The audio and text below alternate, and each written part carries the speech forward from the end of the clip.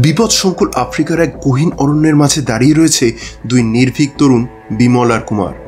তাদেরকে ঘিরে দাঁড়িয়ে রয়েছে একপাল গরিলা, যারা একে একে এই দুইজন তরুণের উপর ঝাঁপিয়ে পড়বে। ঠিক তখনই সারা জঙ্গল কাঁপিয়ে শুরু হলো এক ভয়ানক আওয়াজ, যেন মনে হচ্ছে স্বয়ং মৃত্যুরূপী কোনো প্রাণী তাদের দিকে এগিয়ে আসছে। বিমল আর কুমার দেখল সেই হাড়হিম করা আওয়াজ শুনে সেই দুর্দণ্ড প্রতাপ গরিলাগুলো যেন উল্টো পথে দৌড় মারল। আর শুধু গরিলা নয়, সেই আওয়াজ শুনে আশেপাশে থাকা বাঘ সিংহ পর্যন্ত সেই জায়গা ছেড়ে দৌড়ে পালাচ্ছে। কিন্তু কাদের ভয় জঙ্গলের সব থেকে হিংস্র প্রাণী পর্যন্ত পালাতে বাধ্য হচ্ছে? তাহলে কি সেই জঙ্গলে রয়েছে এমন কোনো ভয়ঙ্কর প্রাণী যারা এদের থেকেও ভয়ঙ্কর? বিমল আর কুমার কি তাহলে গুপ্তধন খুঁজতে এসে মৃত্যুবরণ করবে এদের হাতে? এরাই কি সেই ভয়ানক জক? কি বন্ধুরা, কেমন লাগলো এটুকু শুনে? এক্সাইটিং না? তাহলে ভাবুন, এরকম কোনো জিনিস পড়তে তার সাথে সাথে চাক্ষুষ করতে কেমন লাগবে। এই ফিলিংসটাই আপনাদের সঙ্গে শেয়ার করার জন্য আজকের এই ভিডিও। তাহলে ইন্ট্রোটাকে আর বড় না করে চলুন আজকের ভিডিও শুরু করা যাক।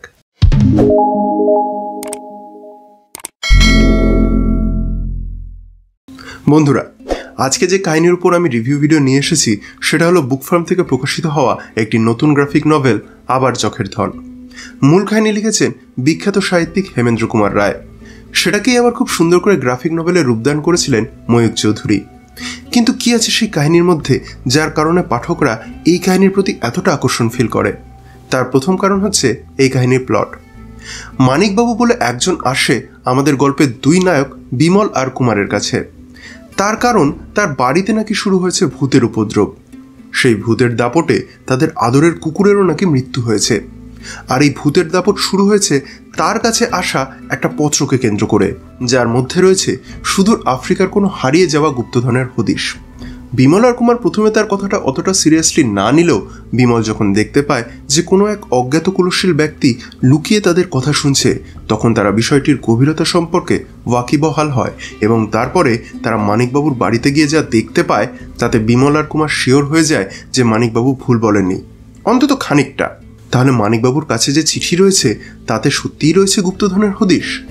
বিমল, কুমার, তার বিশ্বস্ত চাকর রামহরি, তাদের সাহসী কুকুর বাঘা আর মানিকবাবু রওনা হয়ে পড়ে আফ্রিকাতে এক অচেনা অ্যাডভেঞ্চারের উদ্দেশ্যে, যেখানে তাদের সামনে অপেক্ষা করছে পদে পদে বিপদ। সব বাধা অতিক্রম করে বিমল কুমার কি পারবে সেই ধন যা কিনা একটা যক্ষ পাহারা দিচ্ছে, একটা নয় এক বা একাধিক যক্ষ পাহারা দিচ্ছে, তা উদ্ধার করতে? নাকি এই যাত্রাই হবে তাদের জীবনের শেষ যাত্রা? কি বলেছিলাম না, দারুণ ইন্টারেস্টিং প্লট। হেমেন্দ্রবাবু তার ক্ষুরোধার লেখনীর মাধ্যমে এক দুর্দান্ত কাহিনী হাজির করেছিলেন আমাদের সামনে আজ থেকে 90 বছর আগে।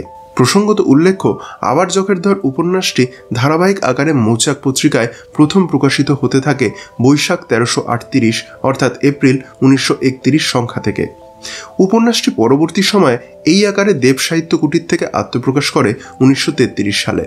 প্রসঙ্গত উল্লেখ্য, বিমল কুমারের প্রথম উপন্যাস চোখের ধন মৌচাক পত্রিকায় বৈশাখ 1330 অর্থাৎ এপ্রিল 1923 থেকে ধারাবাহিকভাবে প্রকাশিত হয়। পরবর্তীতে এমসি সরকার অ্যান্ড সন্স থেকে 1926 সালে গ্রন্থাকারে প্রকাশিত হয়। যদিও দুটি কাহিনীর মধ্যে সরাসরি কোনো যোগাযোগ নেই। চোখের ধনের পটভূমি ভারতের আসাম এবং আবার চোখের ধনের পটভূমি আফ্রিকা মহাদেশ। যাই হোক, এবারে আসি গ্রাফিক নভেলের কিছু তথ্যের বিষয়ে। 40 বছর আগে শুকতারা অর্থাৎ ছোটদের পত্রিকায় ধারাবাহিকভাবে প্রকাশিত হয়েছিল হেমেন্দ্র কুমার রায়ের বিমল কুমারের ট্রেজার হান্ট উপন্যাস আবার চোখের ধন অবলম্বনের গ্রাফিক নভেল গুপ্তধনের সন্ধানে, অর্থাৎ 1980 থেকে 1985। শিল্পী বাংলা গ্রাফিক নভেলের প্রাণপুরুষ ময়ূক চৌধুরী। বাংলা পত্রিকায় 5 বছর ধরে চলা সর্ববৃহৎ গ্রাফিক ভিন্টেজ নভেল কিন্তু এটি। কিন্তু এরকম তো আরও অনেক গ্রাফিক নভেল বা স্টোরি ময়ূকবাবু এঁকেছেন। তাহলে এটাতে বিশেষত্ব কি রয়েছে? হ্যাঁ, একটি বিশেষত্ব রয়েছে, সেটা হলো বিমল আর কুমারের মুখাবয়ব। দুঃসাহসী বাঙালি দুই যুবক অর্থাৎ বিমল এবং কুমারের মুখাবয়ব, যা শিল্পী ময়ূক চৌধুরী সেই সময় জনপ্রিয় দুই নায়ক উত্তম কুমার এবং সৌমিত্র চট্টোপাধ্যায়ের আদলে ফুটিয়ে তুলেছিলেন। এই অভিনব ভাবনাটি সেই সময় পাঠকদের প্রশংসা কুড়িয়েছিল এবং প্রিয় দুই নায়ককে অ্যাডভেঞ্চার কাহিনীর কেন্দ্রীয় চরিত্ররূপে পেয়ে তারা যথেষ্ট রোমাঞ্চ লাভ করেছিল। এবং এটি যে কোনো গাল গল্প নয় তার প্রমাণও পেয়েছি আমি এই কাহিনী পড়ে, আর সেটা আমি আপনাদের সামনেও তুলে ধরছি। আশা করি এরপর আর কোনো ডাউট থাকার কথা নয়। যাই হোক, 40 বছর আগে করা এই অভিনব কমিক্সের ব্যাপারে আজকের প্রজন্মের অনেকেই কিন্তু জানে না। এটি ছিল না বলা ভালো, সম্ভবত এখনও রয়েছে এপার বাংলার সর্ববৃহৎ গ্রাফিক নভেল হিসেবেই। যদি আমি ভুল হয়ে থাকি তাহলে কাইন্ডলি সঠিক তথ্য কমেন্ট করার অনুরোধ রইল আমার দর্শক বন্ধুদের থেকে। যাই হোক, তো এই ভিনটেজ গ্রাফিক নভেলকে আবার আমাদের সামনে এত সুন্দরভাবে নিয়ে এসেছে বুক ফার্ম। যদিও অরিজিনালি এই কাহিনীর নাম ময়ূকবাবু রেখেছিলেন গুপ্তধনের সন্ধানে, কিন্তু এখানে যেহেতু বইটির কাহিনী আবার যখের ধনের কাহিনী থেকেই নেওয়া, তাই বুক ফার্ম এই গ্রাফিক নভেলের নাম অরিজিনাল কাহিনীর নাম অর্থাৎ আবার যখের ধনের নামেই প্রকাশ করেছে। এবারে আসি বইটির গ্রাফিক্সের কোয়ালিটির ব্যাপারে। আজ থেকে 40 বছর আগে সাদা কালোভাবে ময়ূকবাবু এই গ্রাফিক নভেলটি তৈরি করেছিলেন।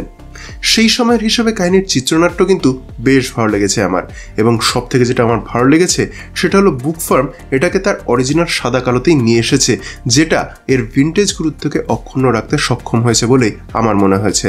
চাইলে তারা বর্তমানে ডিজিটাল কালার দিয়ে কালারিং করে আনতেই পারতেন, কিন্তু সেই ক্ষেত্রে আদৌ কি বইটির গ্রহণযোগ্যতা এতটা হতো? আমার কিন্তু ডাউট রয়েছে। ভিনটেজ জিনিস ভিনটেজ হিসেবে দেখতেই ভালো লাগে, তবে হ্যাঁ, বুক ফার্ম যে প্রিন্টিং কোয়ালিটি আমাদের সামনে এনেছে সেটা কিন্তু সত্যিই দুর্দান্ত। তার সাথে আরেকজনের নাম যেটা উল্লেখযোগ্য সেটা হলো যিনি এটা সংকলন করেছেন, অর্থাৎ ইন্দ্রনাথ বন্দ্যোপাধ্যায়। ওনাকে অসংখ্য ধন্যবাদ জানাতে চাই, কারণ ভাগ্যিস উনি এই সংকলনটা করেছিলেন, নাহলে কালের নিয়মে হয়তো হারিয়ে যেত এই অমূল্য রতন। এবারে আসি বইটির প্রোডাকশন কোয়ালিটির বিষয়ে। আগেই বলেছি বইটি প্রকাশিত হয়েছে বুক ফার্ম পাবলিকেশন থেকে। বইটিতে মোট 120টি পেজ রয়েছে। আমার বইটির মুদ্রিত মূল্য রয়েছে 299 টাকা। বইটি পেপারব্যাক বাইন্ডিংয়ে রয়েছে এবং দাম অনুযায়ী এই বাইন্ডিং আমার অসাধারণ লেগেছে। বুক ফার্ম থেকে যেহেতু বইটি প্রকাশিত হয়েছে, তাই এর পেজ কোয়ালিটি এবং প্রিন্টিং কোয়ালিটি নিয়ে আলাদা করে কিছু বলার নেই, সেটাও অসম্ভব ভালো। স্ক্যানিং কোয়ালিটিও দুর্দান্ত লেগেছে, ফলে স্পিচ বাবলের লেখা বা আঁকা এই দুটি নিয়ে কোনো সমস্যা আমার মনে হয়নি। এবার নেক্সট যেটা বলার সেটা হলো প্রচ্ছদ নিয়ে। বইটির প্রচ্ছদ করেছেন অর্ক চক্রবর্তী। ওনার করা এই প্রচ্ছদ আমার দুর্দান্ত লেগেছে। যে কোনো গ্রাফিক নভেল প্রেমী তথা সাহিত্যপ্রেমী মানুষের এই প্রচ্ছদ দৃষ্টি আকর্ষণ করবে বলেই আমার বিশ্বাস, এবং বইটির প্রচ্ছদ হাতে নিলেই বইটির মধ্যেকার প্রিমিয়ামনেস কিন্তু ধরা পড়বে, যেটা এই বইয়ের একটা বিশাল প্লাস পয়েন্ট। এবারে আসি বইটির কিছু নেগেটিভ পয়েন্টের দিকে। স্টোরি বা ড্রয়িং ওয়াইজ কোনো খুঁত ধরার ক্ষমতা আমার নেই, বা সেই অধিকারও নেই আমার। নেগেটিভ পয়েন্ট বলতে যেটা বলতে পারি সেটা হলো প্রোডাকশন কোয়ালিটি নিয়ে, কিন্তু সেখানেও আমার চোখে অন্তত কোনো নেগেটিভ পয়েন্ট ধরা পড়েনি। এবারে উপসংহারে আসা যাক। ময়ূকবাবু চিত্রিত এই গ্রাফিক নভেলটি যে শুধুমাত্র ছোটদের আকৃষ্ট করবে তা নয়, ভালো সাহিত্যপ্রেমী মানুষদেরও কিন্তু আকর্ষণ করবে বলেই আমার মনে হয়। নিখুঁত আঁকা থেকে শুরু করে অসম্ভব সুন্দর একটি স্টোরি লাইন এই বইটির সব থেকে বড় প্লাস পয়েন্ট।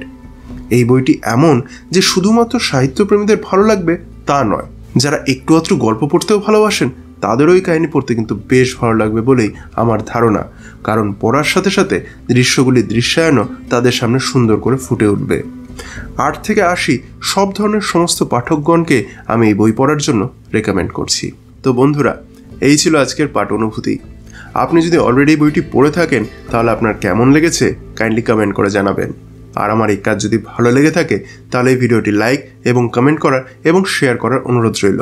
আর হ্যাঁ, আমার চ্যানেলে যদি নতুন এসে থাকেন আর আমার কাজ যদি যোগ্য বলে মনে হয় তাহলে আমার চ্যানেল বিএম বুক রিভিউ সাবস্ক্রাইব করে আমায় সাপোর্ট করার অনুরোধ রইল।